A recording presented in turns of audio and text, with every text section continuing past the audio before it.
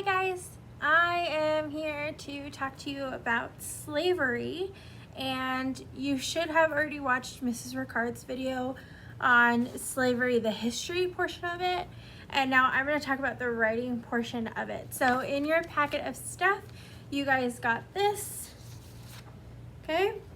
And today you are just going to kind of write down some ideas and think about your character's name and all of that stuff that goes into a writing assignment. So before I really dive into what we are doing, I'm going to read the description that is on this page. So imagine a journey. So imagine you are a 10-year-old. How old?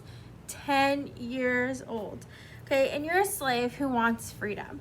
Okay, and you are going to describe your difficult journey, beginning with a nighttime escape from your Virginia plantation and ending with a safe passage to Canada.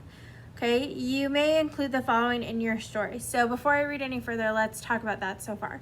So you are 10 years old. So you don't ask us, don't ask me, don't ask Mrs. Ricardo, Miss Garcia, can I be 12? Can I be 20? You are 10. Everybody is 10 in this story. So you are a 10-year-old slave who wants freedom. So you're unhappy about living as a slave. So you're going to describe your journey, and it says a difficult journey. And that means you're going to have to talk about things that are hard, like things that you are experiencing on your way. Okay, so you're starting in Virginia and you're going to end up in Canada. Okay, the first thing that I want to remind you is that if you are a slave, you are talking about yourself as a personal narrative. So I should see I, me, my. I shouldn't see he or she or because that's not personal. You're writing a diary entry. So imagine that you are this 10-year-old kid and you're writing down what your life is like as a slave. So you are going to want to make sure that you are using I, my, and me. And so you may describe the cramped cabin you live in with your family.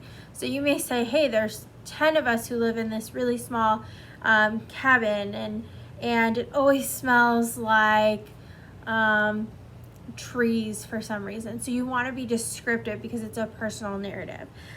You want to describe the plantation. So imagine that these are these big houses where the owners of slaves would live in. Okay, and I imagine this big white house with lots of windows and a porch and some pillars and 2 stories, and it's got lots of land, and you've got the cotton field to the left and the slave cabins to the right, and part of describing the plantation, maybe you're describing the family that lives there as well.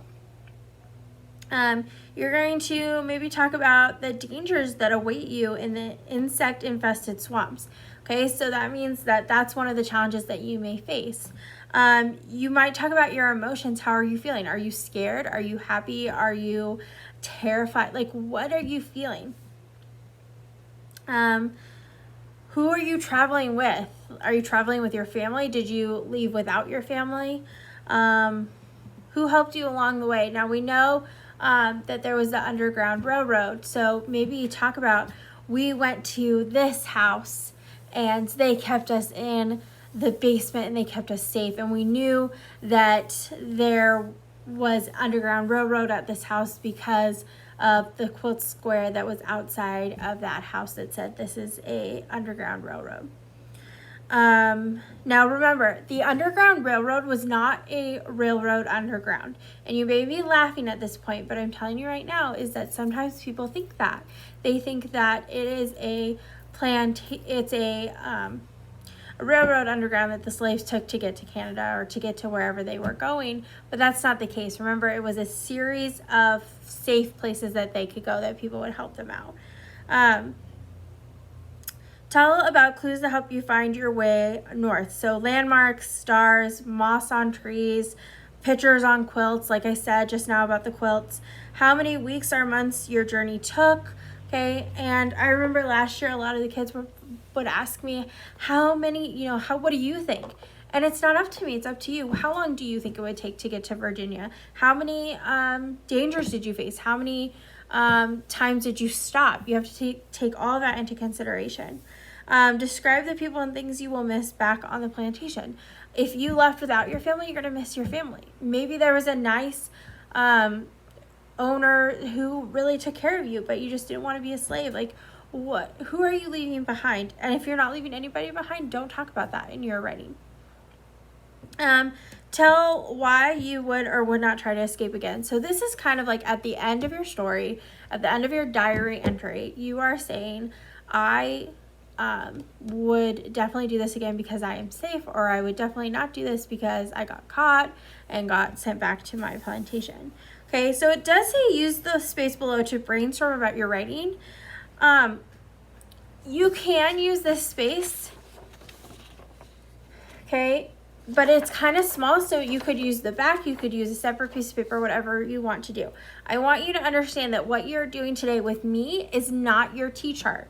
Okay, it's not your actual pre-writing. It's just taking these questions that are on here and responding to those questions and saying, what do I want to talk about? What's my name? What's my story? Am I leaving with my family? Am I not? So today is just about getting those ideas down. Tomorrow with Miss Garcia, you will actually do your T-chart. The next day you'll do your rough draft, and then you'll come back to me, or you'll see a video where I ask you to then edit, and then your final draft will be due on Friday. Included in this assignment is this really cool page, and the directions on this page say, now make a map for other slaves to follow you to Canada. Use pictures of swamps, trees, or other landmarks for them to follow. Include pictures of safe houses where they can stop for food and clothing and rest. So this is required. Okay, this is not optional. This is part of this writing assignment. Okay, we're expecting to see this. And this is just a map, okay, of here's my Virginia plantation. This is how I got there, and I need to talk about swamps and trees and landmarks and safe houses and everything that's listed on here. It just needs to be a paragraph, but you're kind of writing a story, so it may be 2 paragraphs or 3 paragraphs, but make sure that you separate them if you have more than 1 paragraph. Okay, and again, tomorrow with Miss Garcia, you will start your pre-writing. With Mrs. Ricard, you will write your rough draft, and then you'll watch a video with me where I talk about editing and I go over the requirements again to make sure that we have those. That is all that I have for you for this assignment. I hope you're excited. It's fun. Okay, you get to use your imagination. You get to really think about this situation. What would you do if you were a slave and you wanted to escape? What would it be like when you escaped? Okay, so that is the assignment. Today you are just coming up with, what's your plan? You know, what questions are you gonna answer? What are you gonna talk about? What's your name? What's your story? Really think about it, and maybe it would help to do the map first on a separate piece of paper, because this is your final draft. So on a separate piece of paper, maybe you draw out your map to get ideas. Do whatever you need to do today to really think about what you're gonna do and what the story is gonna be about. Please let us know if you have any questions, and we will see you in the next video. Bye guys.